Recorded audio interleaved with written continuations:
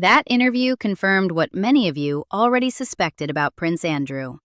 The protection officer's account from 1998 to 2004 painted a vivid portrait of a man who expected the world to arrange itself around his preferences, who treated staff as beneath notice, who existed, as one observer put it so perfectly, in a different reality. But here's what that interview didn't cover: the decades before. When he wasn't cushioned by palace comfort, when he was supposed to be just another officer in the Royal Navy, subject to the same discipline, the same grinding hierarchy, the same system that has humbled men for centuries. You demanded these stories. Hundreds of you shared naval accounts in the comments that had nothing to do with the original video. Stories we'd never mentioned. So we went looking.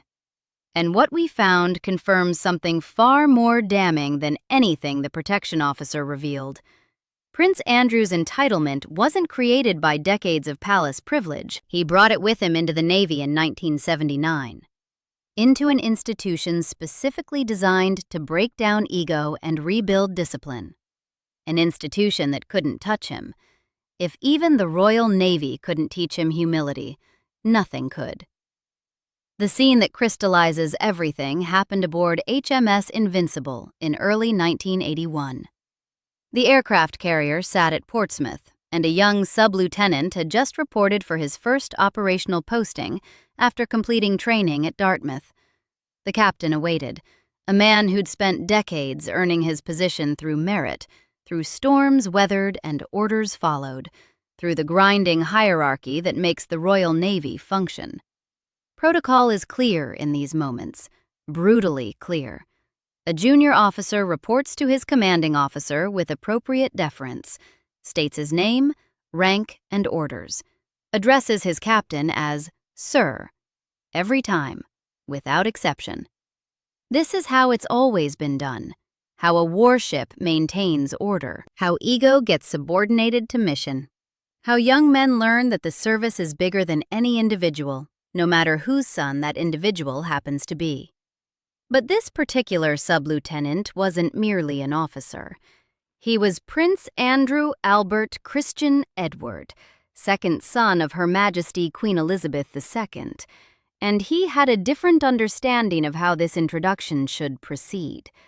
According to accounts that have circulated in naval circles for 4 decades and surfaced repeatedly in veteran forums, the exchange went precisely like this. Hi, I am Prince Andrew, but you can call me Andrew. Think about that for a moment. A sub-lieutenant, the most junior commissioned rank in the Royal Navy, extending his hand to his captain as though conferring a gift, the privilege of using his Christian name, as if the captain should feel honored by such casual intimacy from someone several ranks his junior. As if the normal rules of naval discipline simply didn't apply to him. As if the entire institutional framework that governed life aboard a warship could be set aside because of an accident of birth. The captain's response has become legendary among those who served during that era. Looking directly at the prince, he informed him that aboard this ship, a sub-lieutenant would address his captain as Sir, and the captain would address the sub-lieutenant however he saw fit.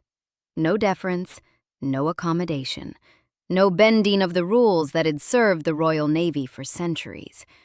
The introduction was over. The lesson, apparently, was not absorbed. To understand the weight of what insiders have revealed, you need to grasp the scope of Andrew's naval service. This wasn't a brief ceremonial attachment lasting a few months. A royal photo opportunity designed to burnish the family's reputation. Prince Andrew served in the Royal Navy for 22 years, from 1979 to 2001, eventually rising to the rank of commander. On paper, his career reads as genuinely accomplished. On paper, it should have been the making of a man. It began on the 1st of September 1979, when Andrew was appointed a midshipman and entered Britannia Royal Naval College, Dartmouth. the historic training establishment that has produced generations of naval officers since 1863. He was 18 years old, fresh from Gordonston School in Scotland, the same Spartan institution that had attempted to toughen his father and elder brother before him. Gordonston was supposed to have prepared him for this.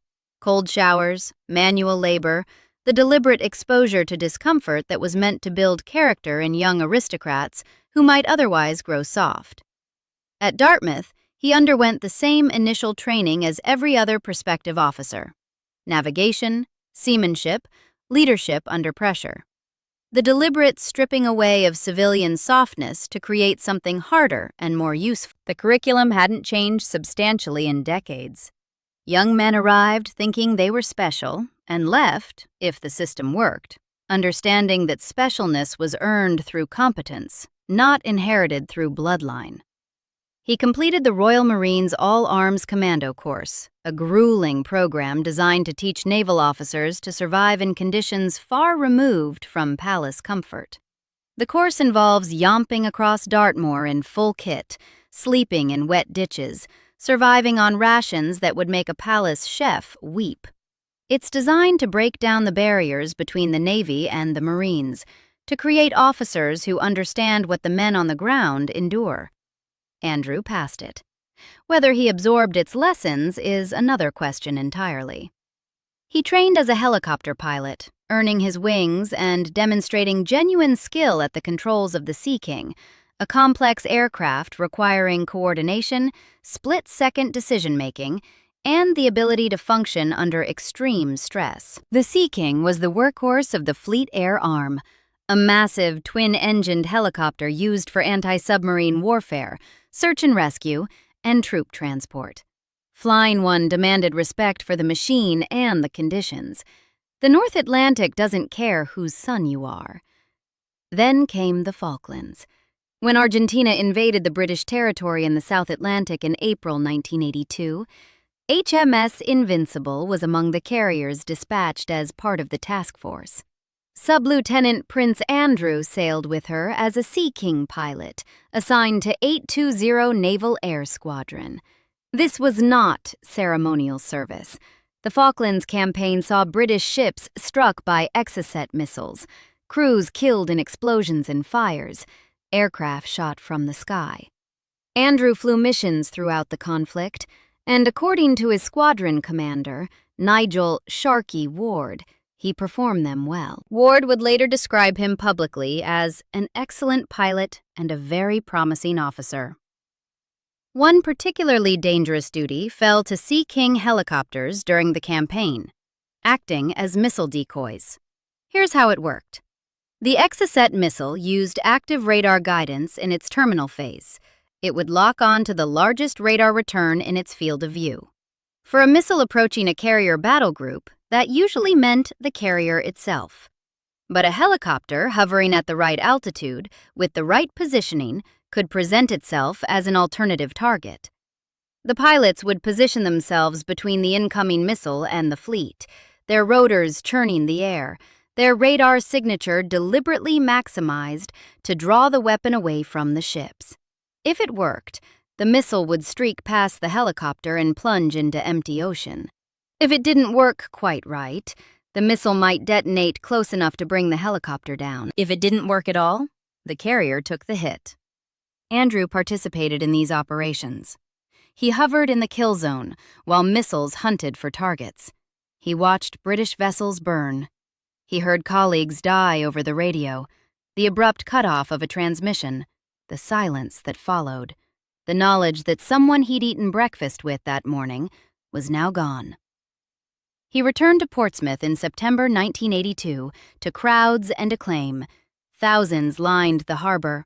The country was in a patriotic mood, celebrating victory against considerable odds. And Andrew, standing on the deck of HMS Invincible as she sailed home, looked every inch the returning hero.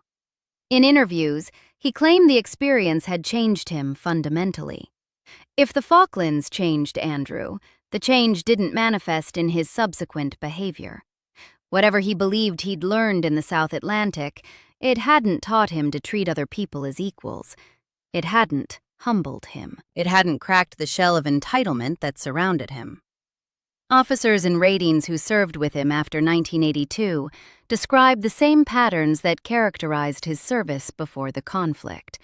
The expectation of deference, the treatment of subordinates as beneath notice, the inability to separate royal status from naval rank. The war had been real. The transformation, it seems, had not. After the Falklands, Andrew continued his naval career with what appeared to be genuine engagement. He served aboard HMS Brazen as a flight pilot until 1986, the year of his marriage to Sarah Ferguson, which saw him created Duke of York. From 1993 to 1994, he achieved a significant milestone: command of his own vessel, the Hunt-class mine hunter HMS Cottesmore. Commanding a ship, even a relatively small one, represents a meaningful threshold in a naval officer's career. It requires trust from superiors, demonstrated competence, the ability to lead a crew in operational conditions. A mine hunter might lack the glamour of a carrier or the firepower of a frigate, but it demands precise handling. The work involves navigating waters that might explode beneath you, requiring steady nerves and absolute attention to procedure. By the time Andrew retired from active service in 2001, he held the rank of commander. He had served in combat, commanded a warship, and accumulated 2 decades of operational experience. By any conventional measure, this should have been the making of a man. The forging of humility through hardship, the sanding away of rough entitlement through years of subordination to rank and mission. It didn't work. The accounts emerging from Andrew's time at Britannia Royal Naval College, Dartmouth, paint a picture strikingly at odds with the official narrative of a prince learning to be an ordinary officer. Ian Hendry trained as a cadet alongside Andrew at Dartmouth. He's spoken about his contemporary with the candor that comes from decades of distance. One incident he recalled, corroborated by other contemporaries, captures the dynamic that established itself within weeks of Andrew's arrival. During kit inspection, a ritual humiliation designed to teach attention to detail and remind cadets that no task is beneath them, Andrew allegedly stood apart while fellow cadets scrambled to meet exacting standards. You need to understand what kit inspection meant at Dartmouth in 1979. Every item a cadet possessed had to be arranged in precise order. Boots polished until they reflected light like mirrors, not merely clean, but gleaming. The result of hours spent with polish and cloth and spit. Blankets folded to exact specifications, the corners sharp enough to satisfy an instructor running a ruler along the edges, brass buttons buffed, uniforms pressed, personal items arranged in rows that would pass geometric inspection. The purpose wasn't merely tidiness, it was the inculcation of discipline, the understanding that small details matter, the recognition that if you couldn't be trusted to fold a blanket correctly, you couldn't be trusted with the lives of the men who would serve under you. Andrew, according to witnesses, didn't participate in this ritual the way his fellow cadets did. The expectation, never stated but clearly communicated, was that someone else would ensure his kit passed muster. That the normal rules of cadet life simply didn't apply to him. That his presence at Dartmouth was somehow different in kind from everyone else's.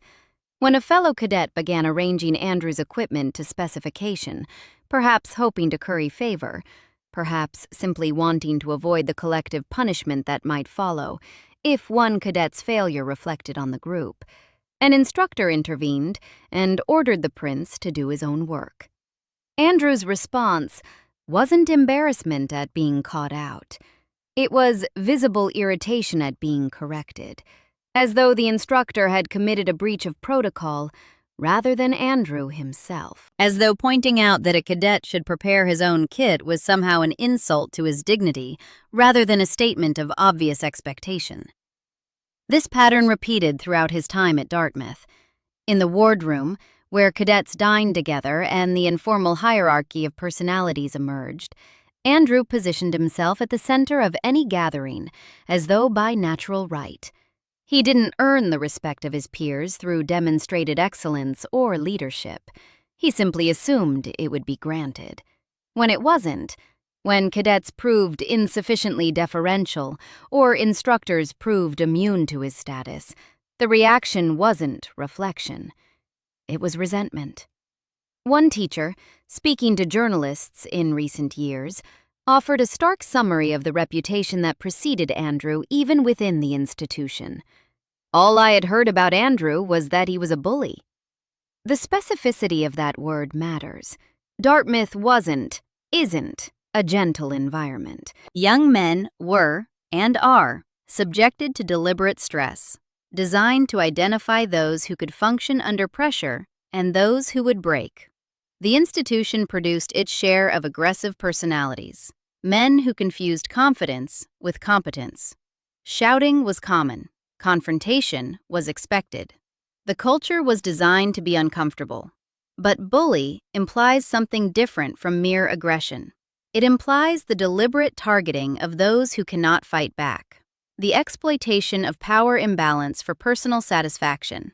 It implies someone who derived pleasure from the discomfort of others, not the institutional discomfort that was part of the training, but unnecessary cruelty directed at specific individuals. That this word attached itself to Andrew at Dartmouth, before combat, before command, before any of the experiences that might have hardened or coarsened him, reveals something fundamental about his character as it existed from the beginning. He didn't become this way. He arrived this way. The Royal Navy operates on a hierarchy that predates the House of Windsor, a structure refined over centuries to ensure that ships function under stress and men follow orders without hesitation. A sub-lieutenant defers to a lieutenant defers to a commander defers to a captain answers to an admiral, and everyone answers to the mission. This isn't merely tradition, it's operational necessity, the foundation upon which every naval mission depends. Ambiguity about who commands whom gets sailors killed. The sea doesn't care about your feelings, and neither does an enemy who wants to sink your ship. Into this rigid structure arrived Prince Andrew, whose entire existence to that point had been defined by a different hierarchy entirely, one in which he ranked second in line to the throne, outranked only by his brother Charles in the succession, accustomed to deference from virtually every person he encountered. From birth, people had bowed to him, had called him Sir, not because he'd earned it, but because of who his mother was, had arranged their behavior around his preferences. The collision between these two systems of rank would define much of his naval experience. Multiple accounts describe officers struggling with the strange dynamic Andrew's presence created. On one hand, naval discipline required that he be treated as his rank dictated, a junior officer subject to the same expectations and corrections as any other. On the other hand, social reality intruded constantly. This was the Queen's son, a man who might someday wield influence over promotions, appointments, and careers. The temptation to defer, to smooth over rough moments, to avoid the confrontation that genuine discipline requires, must have been overwhelming. Some officers succumbed to it. They treated Andrew with the deference his royal status demanded, rather than the appropriate treatment his naval rank deserved. They laughed at jokes that weren't funny. They overlooked errors that would have earned other junior officers sharp corrections. They participated, perhaps unconsciously, in the construction of the bubble that would eventually become impenetrable. But other commanders refused this temptation. They insisted on treating Andrew according to his naval rank rather than his royal status. And these men emerge in veteran accounts as figures of quiet heroism. The captain of HMS Invincible, who corrected Andrew's presumptuous introduction in 1981, represents the template for these encounters. Men secure enough in their own authority to remind a prince that aboard a warship, the Queen's commission means more than the Queen's bloodline. Men who understood that giving Andrew special treatment wasn't kindness, it was a failure of duty. A failure to the Navy. A failure to Andrew himself, who might have been a better man if more people had been willing to tell him no. These were the comeuppance moments that the Navy was designed to provide. The corrections that should have accumulated into genuine humility over 22 years of service. That they failed to do so speaks to something fundamental in Andrew's character. An imperviousness to correction that no institution, however rigorous, could penetrate. But examining how a person treats their superiors only reveals part of the picture. Examining how they treat their subordinates reveals far more. Officers who challenged Andrew's presumption had the security of their own rank to protect them. Stewards, junior ratings, support staff, these personnel had no such protection. They couldn't answer back. They couldn't file complaints. They couldn't do anything except endure whatever treatment came their way and hope it would pass. And accounts of Andrew's treatment of them complete the portrait that superior officers began to sketch. Naval vessels operate through the labor of hundreds of personnel, many of them performing unglamorous but essential tasks, preparing meals, maintaining equipment, cleaning quarters, ensuring that officers can focus on command duties without distraction. The relationship between officers and these support staff is governed by tradition and regulation, but also by something less tangible, a mutual respect born of shared service and the understanding that every role aboard ship contributes to survival. Good officers knew this. They treated the men who served them with dignity, because those men deserved it, and because treating them otherwise would poison the atmosphere aboard ship. A crew that resents its officers doesn't perform well under pressure. A crew that feels respected will follow its officers into hell. Reports from those who witnessed Andrew's interactions with junior personnel describe a man who expected service as his birthright, rather than appreciating it as professional duty. One steward who served during Andrew's time aboard HMS Brazen in the mid-1980s recounted, through intermediaries, an exchange that captured the essential dynamic. A minor error met not with quiet correction, but with a response that ensured the incident would be remembered and shared among the ship's company for years afterward.